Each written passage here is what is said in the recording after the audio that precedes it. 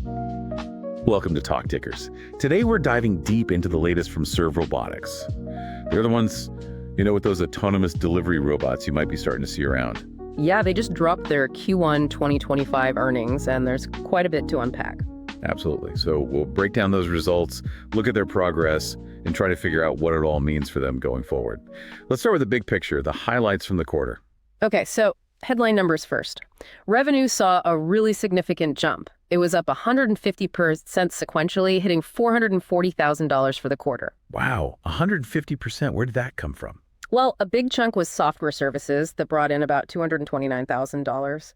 And their fleet revenues, that's the actual delivery side, that also climbed 20% to $212,000. Got it. So growth on both fronts. What about the robots themselves? Operationally, they hit a key target. They built 250 of their new third-generation robots, and they're still saying they're on track for that 2,000 robot deployment by the end of the year. That 2,000 number is ambitious. Are they seeing the demand to support that? It looks like it. The delivery volume really surged. Between the first and last week of Q1, it jumped over 75%. That's pretty substantial growth within just one quarter. Okay. And what are they projecting for Q2, the current quarter? They're guiding for another 60 to 75% increase in delivery volume quarter over quarter. And revenue-wise, they expect between $600,000 and $700,000. All right. And financially, how are they positioned to fund all this growth? They ended Q1 in a strong cash position, actually. $198 million on hand. That was boosted by a recent $91 million capital raise. Okay, so they've got the runway. What about profitability, or at least moving towards it? Well, adjusted EBITDA showed some improvement. It was still negative, but it moved from negative $7.8 million in Q4 to negative $7.1 million in Q1. So a slight step in the right direction there. Okay, lots happening. Let's dive a bit deeper into the operations. Those 250 new Gen 3 robots, where do they go? They were added to the fleets primarily in Los Angeles, Miami, and Dallas. And what's the immediate impact of adding that many robots? Well, it means more capacity, right?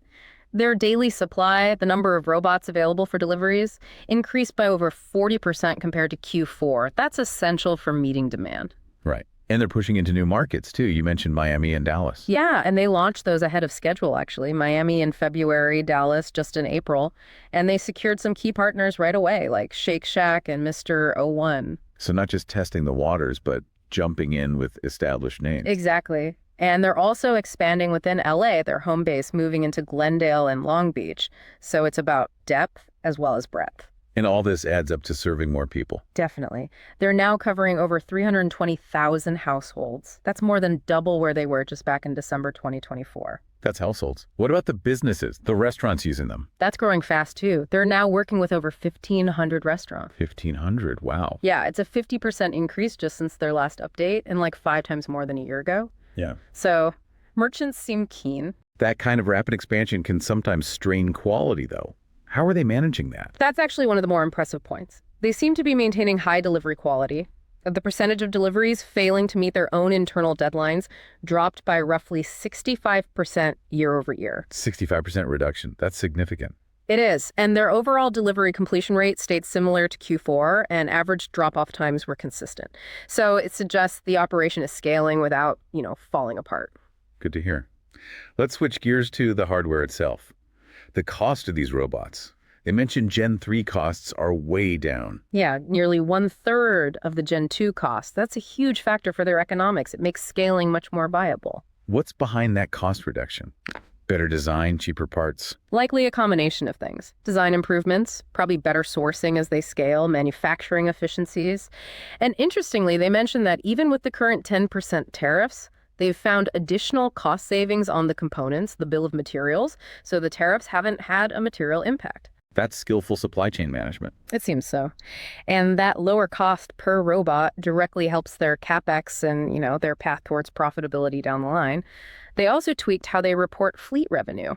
Oh, how so? They're now including both delivery fees and branding revenue, like ads or partnerships featured on the robots under fleet revenues, gives a fuller picture of monetization. Okay, but we did see their overall cost of revenues go up, even with cheaper robots. Why is that? Scale-up costs, basically.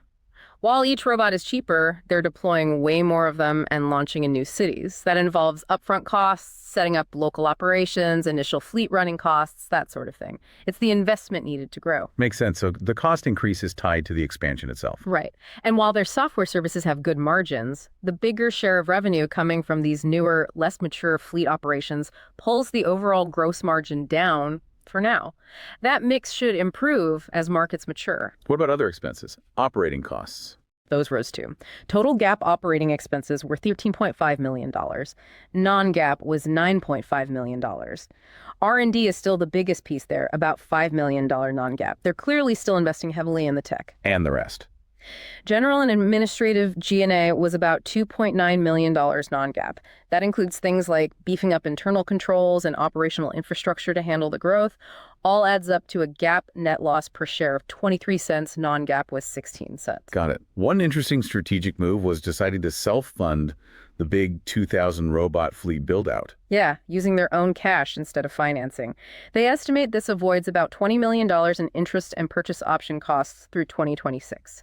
So a significant saving if they can manage it with their cash on hand. Which they seem positioned to do, given the $198 million. Exactly. They spend about $3.5 million in capital expenditures in Q1 related to building the fleet, and they expect their current cash to fund operations through the end of 2026. Okay, looking forward then. They stuck to their long-term guidance. That's $60 to $80 million annualized revenue run rate once the 2,000 robots are fully utilized. Yes, they maintained that outlook, expecting to hit that utilization level sometime in 2026. And the plan to get those 2,000 robots out there. Deployment's going to accelerate in the second half of this year. They plan to build at least 700 of those cheaper Gen 3 robots by the end of Q3, with the rest coming in Q4. And more cities coming online. Atlanta is next. They're targeting a launch there by the end of this quarter, Q2. They're also working with Magna International, the big automotive supplier, to manufacture that next batch of 700 robots. Magna, okay. That suggests they're serious about scaling production efficiently. Any other interesting pilots or initiatives? There's the pilot with Wing Aviation, Google's drone company. They're testing multimodal delivery using both drones and robots. Early results are apparently promising. Could be interesting for efficiency. Drones and robots working together? That's futuristic. Definitely. And perhaps even more significantly long-term, they've launched a new business initiative. They want to monetize their actual autonomous platform and the data they gather. Ah, so selling the tech itself, not just the deliveries. Precisely. They've hired a VP of business development for this, and they already have agreements in place with a major European automaker, an autonomous trucking company focused on the middle mile, and even some specialized industrial robot companies. That really broadens their potential market, doesn't it? It could. They expect to start seeing some recurring software platform revenues as early as this quarter, Q2. It'll likely be small to start, but it's a move towards diversification and potentially higher margins down the road. It sounds like they learned a lot from the Miami and Dallas launches. They definitely emphasize that. Each city is different, but they've developed a playbook, disciplined but adaptable. Miami launched in just 3.5 weeks, which is fast. What's the playbook look like? It's a 3-phase approach. Phase 1, small initial deployment, get a skilled local team on the ground. Phase 2, deepen the reach, add more robots, sign up high-volume merchants. Phase 3, grow to maturity, focusing on efficiency and driving demand. And dealing with the public aspect. Robots on sidewalks could be controversial. Absolutely. They stress the effort they put into public engagement, making sure the community understands what they're doing and accepts the robots. That's crucial. You mentioned the Gen 3 robots are cheaper. How are they performing? Better than Gen 2, according to the call. Improvements in things like cargo capacity, and they can operate longer thanks to more battery capacity. Of course, they're still ironing out any new hardware and software kinks, as you'd expect. How many robots do they actually have operating now? Total fleet size was over 300 at the end of Q1. That includes R&D and testing units, mind you. Their Q2 guidance assumes they keep increasing the number of active daily robots. And the tariff question, they seem confident they've managed that. Yeah, they pointed to diversifying suppliers, country of origin strategies. They say their exposure in China is a small percentage of the total robot costs now, and BOMM cost reductions have more than offset any tariff hits. Okay. And just to circle back on that fleet revenue reporting change, why do that now? It reflects how their business is evolving, basically. It's not just about per delivery fees anymore. They have branding deals, different contract types emerging, so bundling it makes more sense to capture the full picture of fleet monetization. Got it. And this move to monetize data and software, is that the long game here? It certainly seems like a major part of the long-term vision. Short-term, it's all about deploying robots for food delivery. That's the killer app that lets them build and refine the whole tech stack. But the potential is broader. That's the idea. Partners in other sectors, trucking, industrial automation, maybe even automotive, face similar challenges with autonomy.